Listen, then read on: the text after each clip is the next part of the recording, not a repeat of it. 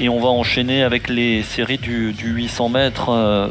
Faut-il en dévaloriser une? Le niveau est tellement fou, Alex. Non, mais c'est complètement dingue, hein. Ce niveau du 800, on n'arrête pas de le répéter depuis tout à l'heure, mais voilà, il faut vraiment qu'on ait conscience de cette chance qu'on a de vivre cette période-là quand on est amateur de 800 mètres en France. Dans cette deuxième course, on aura 3 garçons qui ont déjà couru cette saison en moins de 1,47. Gouillet, auteur d'un superbe 1,45-52, c'était du côté de Dessines, synonyme de minima pour les championnats d'Europe. Alexandre Selle qui a déjà couru en 1,46-39.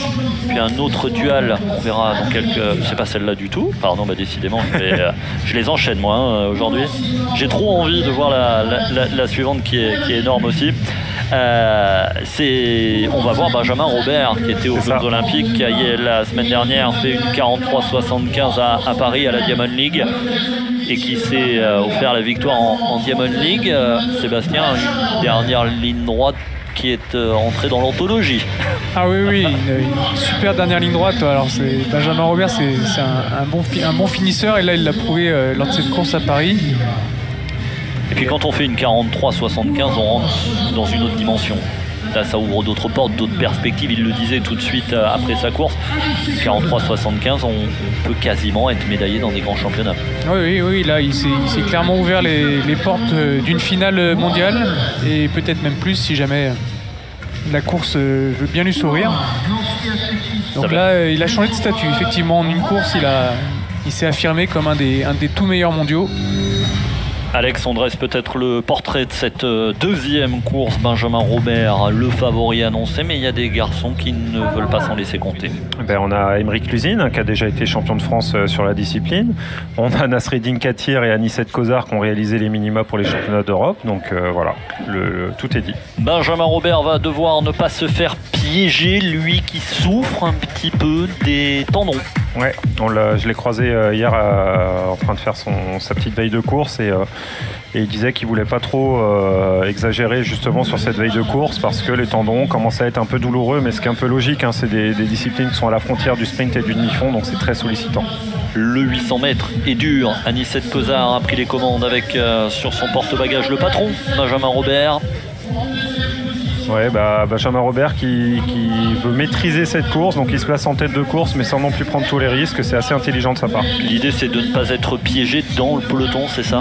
Ouais, exactement, c'est de pouvoir éviter les chutes et les bousculades en se plaçant devant, et en même temps pouvoir contrôler ce qui se passe. Katir ne s'en laisse pas compter, vient également se repositionner. Aymeric Lusine fait l'extérieur à la cloche. On est passé presque sur un train de sénateur en 54-47. On est là sur une configuration tactique. Ouais, pour ces garçons-là, c'est des allures faciles, et on l'a vu justement à la cloche où Lusine a voulu accélérer et Katir l'a un peu écarté du bras, donc les bousculades, elles sont là à ces allures, et c'est ça le vrai risque.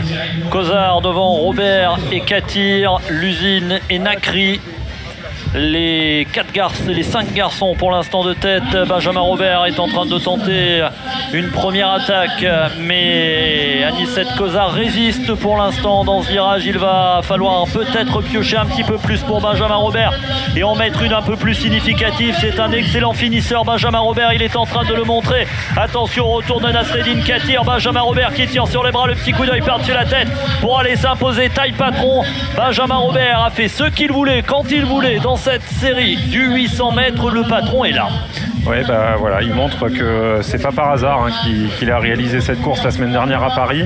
Remporter une Diamond League, c'est pas anodin, et là il gère tranquillement cette course, toujours aux avant-postes, toujours attentif à ce qui se passait pour pas se faire piéger, et remporte cette course très facilement. On le sent extrêmement concentré, Benjamin.